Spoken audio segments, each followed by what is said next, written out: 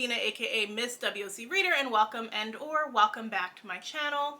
So I wasn't sure what my follow-up video was going to be after the colorism in Black fantasy video. Thank you guys so much for running up the views on that and for participating in the conversation in the comments. There were a couple of people who didn't really get the message of the video, but for the most part it was very positive and I really appreciated that. I knew that it would get some views, but I did not expect it to get as many views as it did. I also did not expect the influx of new followers, so welcome to everybody who watched that and said, you know what, that girl is kind of cool, let me give her a follow. I really appreciate you guys. So then I was like, what am I going to follow it up with? Because obviously nothing is going to perform as great as that video did. But I'm like, what is going to give them a proper taste of what this channel has to offer for those people who did follow me based off of that video? And what is also going to satisfy my people who are always around? So I decided I'm going to share with you guys a few of my favorite books. These aren't all my faves. I do have a lot of faves. My faves frequently change because, you know, you change every year. I feel like the way I looked at books even 5 years ago is no longer the way I look at books now. Books I loved a few years ago, I no longer love. I'm a little bit more critical of some of them. And I resonate with certain books differently just based off of the experiences that I've gone through. So I'm hoping this gives you like a good taste of where I'm at reading wise. Also, I am a fantasy reader, but I didn't put a lot of fantasy here because I have an adult fantasy rec video coming out soon. So you guys have that to look forward to, and I didn't want to do a lot of repeats here. Even though I understand to an extent you do kind of have to repeat some of the same books. That's always my dilemma when doing a recommendation video, and it's like mind-blowing to me that some people can do rec video after rec video and not actually read the books they're recommending. Like, I've watched videos where people flat out said, I didn't read this one, I didn't read this one, I didn't read this one, but, and I'm like, how are you guys accepting that rec? You don't know if the synopsis matches what's actually on page. That person doesn't know if there's stuff on page that they adamantly disagree with. Like, that's just so crazy to me. I never want to wreck you guys books that I didn't read and enjoy myself. And while I do want to share like my faves that I love, I also kind of want to give you guys some fresh options. So that's just always the balance, like not repeating the same books over and over again, but repeating them enough so that you guys are finally picking them up. This is Plantains and Our Becoming. This is by Melania Louisa Marte. I did an interview with her last year on this channel. So for those of you who are new here, I do author interviews. I mostly do them in blog form. My blog is linked in the description box. I used to do author interviews every single month. I no longer do author interviews every single month. I kind of fell off of that last year just because it's a lot to keep up with. You constantly have to reach out to authors and come up with questions, and I was trying to read the books in advance so I'm not asking them questions and then like the questions aren't really hitting. I wanted to be able to read and then ask them great questions based off of what I read and like the impression I got from them. I like to check out other interviews as well and see what other people are asking them so I can ask them something a little bit differently. And this past year, like between my own writing and working on the channel and working on the blog, it's just been a lot. And I'm like, I feel like I've talked to so many authors over the past 5 years. I'm not always sure what to ask, and sometimes like people just start feeling very similar, like the answers start feeling the same. So I always want to keep it fresh for you guys. But this was truly a great interview with her, so I definitely recommend checking that out. She talked a lot about being agency as a creative and speaking up for what you believe. She is a very vocal person, which is part of what resonated with me when it came to her spoken word. She was just talking about issues that people don't always talk about. As an Afro-Latina, she talks about that identity. We even got into like what it means to be an Afro-Latina and to be a part of Latinidad, when it is so overwhelmingly white and racist, which she also discusses here. She talks about the history between Haiti and the Dominican Republic. This is like a memoir of sorts where she talks about her own family, the expectations placed upon her as a Black immigrant woman, and just the expectations placed on women in society. So I recommend Googling like her work. She has some videos on here that are poems from this collection, so you can just kind of get a taste test and then go picking it up, because it was truly a great read that I still think about often. This one is Magic Dark, Magic Divine by AJ Locke. I recommend this one all the time, and I will keep recommending it till you guys pick it up. Because if y'all can pick up Fourth Wing, if y'all can pick up some of those other Entangled books, you guys can pick up this one. So we always talk about wanting more fun Black fantasy, and this is that fun Black fantasy.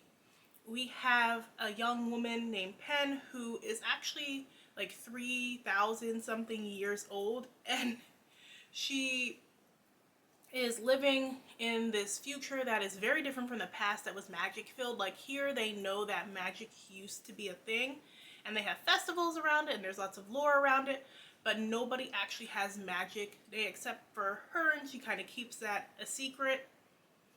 Well, things happen, creatures start coming out and attacking, and it is just a wild ride. If you like urban fantasy, I think you guys will enjoy this one. Scandalous Secrets by Sanithia Williams. So this is book 2 in the Jackson Fall series, and I know some people are a stickler for, even though everything reads like a standalone, I just have to read it in order. For this series, I just really don't recommend reading book 1 first. It's a good introduction to the family, but I find that they are the least likable couple in the series.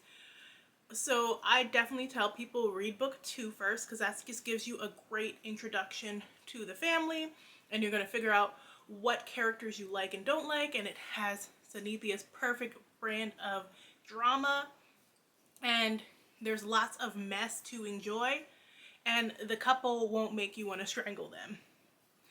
But I read the series in order, and I just feel like book 1 is skippable. It's my least favorite of the bunch, and most of the people I recommend it to who have picked up the series, book 1 is skippable for them. But book 2, whoo, this is Byron's story, which I like. Honestly, after reading book 1, I was anticipating his sister Elena's story more, but this surprised me. So it is that brand of messy, because he is an aspiring politician. He is running for Senate, and his dad Grant is trying to do everything he can to make the campaign a success. Well, somebody digs up this tie to an old friend of his who like he covered for and said her baby was his, even though it really wasn't, because she needed to get out of an abusive relationship. And so now she has to be brought in the mix because they got to keep up this lie, and it looks bad when you got this child out here, you're not married to the mother, and you seem to want to have nothing to do with her, but we're supposed to elect you as an official. So in the meantime, she has somebody stalking her as well. So she has to live with Byron and his crazy family, his bitchy sister, his controlling dad. She's bringing her daughter into the mix amongst these people she's never met before. It is juicy. It is dramatic. It is like a soap opera. I describe this series as like a Black Dallas. So if that is your jam and you are looking for something in book form, because I mean, we do have Beyond the Gates coming up soon. Tune into that as well. But this right here will give you what you need. This is The Poet X by Elizabeth Acevedo. She is one of my favorite authors. I've met her twice now, which was very exciting. I got to have a great conversation with her last year at an event, and she is just like the sweetest person as well. Just as down to earth as her writing like gives you the impression of.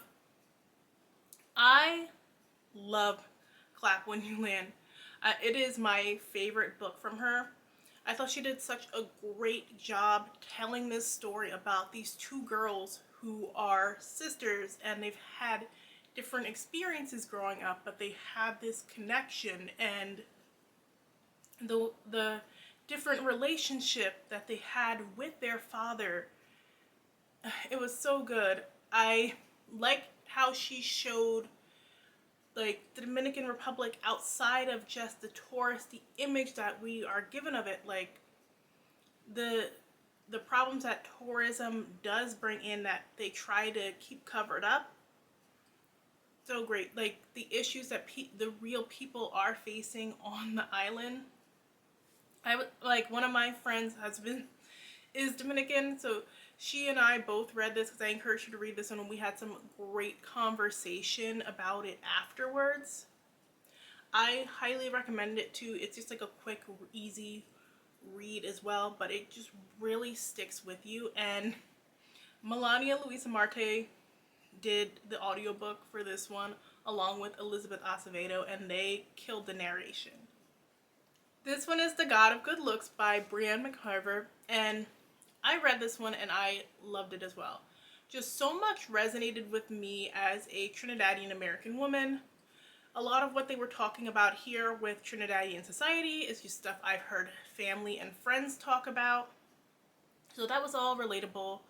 A lot of people don't like the male main character in this book, but he's very raw. And that just reminded me of so many different Trinidadian men that I've met, like my dad and my uncles, and how they just say what's on their mind. And I love the conversation that it had in here about Trinidadian society and the way that women are treated and looked at, and giving them grace and attention.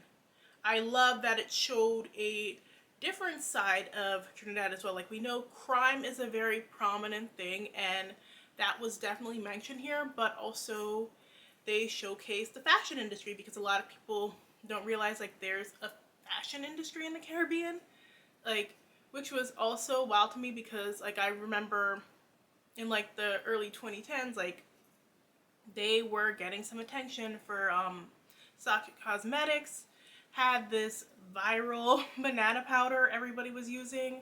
There were different local celebrities doing fashion lines down there that were getting attention. I remember seeing stuff like Caribbean Fashion Week being a big thing.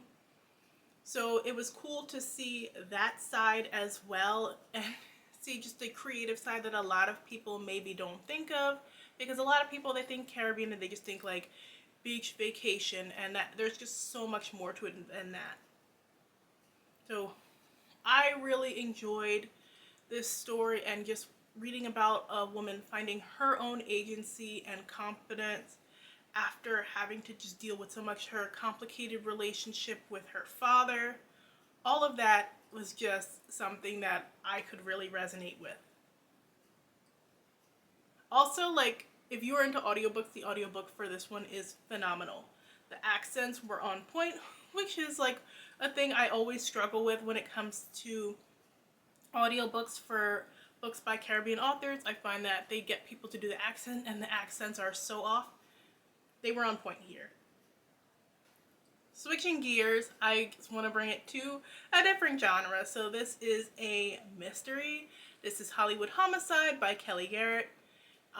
I have so much love for this book. I have read it a couple of times now. I really enjoyed it. This was also my first arc, so that also holds a little special place in my heart, because this was the first time I reached out to an author, and I was just like, you know, I really want to read this book ahead of time, and I haven't been able to get an arc on Galley, and she was just so sweet and sent me this book. And she does a lot for crime authors of color within the writing community, which is great. This one is very fun and frothy. It's the kind of mystery I enjoy that's not as popular right now, but I'm hoping has a resurgence, because I feel like it was a lot bigger in like the 2000s. But we have this amateur sleuth. She is living in Los Angeles. trying to get by as a failing actress, and she is in desperate need for money, so she decides she's going to get like the reward money for sending in tips to the tip line. So she starts piecing together this mystery so that she can solve the murder and get the reward money. But of course, everything goes wrong. And this was a 2-book series. I wish there was more. And Kelly hasn't written this type of book in a minute now, but I hope she goes back to it. This is Wash Day Diaries. This is by Jamila Rouser and Robin Smith. And I read a lot of graphic novels and comics. This one I just adore because it follows these 20-something women in New York City. They're all black and some of them are Latinx as well, so there's that intersection. They're all living life and dealing with just regular issues. So it's very slice of life. And for all of them, this particular day is wash day. So in between getting their hair done, we are seeing just a day in their life having to deal with family, friends, and relationships. If you are not somebody who necessarily reads a lot of graphic novels and comics, I suggest checking this one out for something light and frothy. This one is Don't Go Baking My Heart by Angie Peltier, and I love this one as well. So this is actually the second book in the Island Bites series and by far my favorite one thus far. I just thought it had a great balance. For one, it is a romance set in Trinidad and Tobago, but the real Trinidad and Tobago, not from the tourist perspective. These are the people who are living and working there, and we are watching their daily life. So we have Reba. She is a free spirit. She wears colorful wigs. She's loud. She curses a lot. And then you have Devon. He is more tight-knit, very proper, very stush, as they call him. And he learns from Reba to kind of let loose a little bit. And she doesn't know how to handle a good man. She likes, you know, guys who are a little rough around the edges, a lot more spark than him, but don't always treat her the best. I thought their opposite personalities worked so well here. And if you are looking for something steamy, the scenes in here were really good. So those are just a few of my favorite books. Let me know if you've read any in the comments section down below. If you like this video, make sure and hit that like button. Thanks so much for watching, and I will see you guys in the next video. Bye!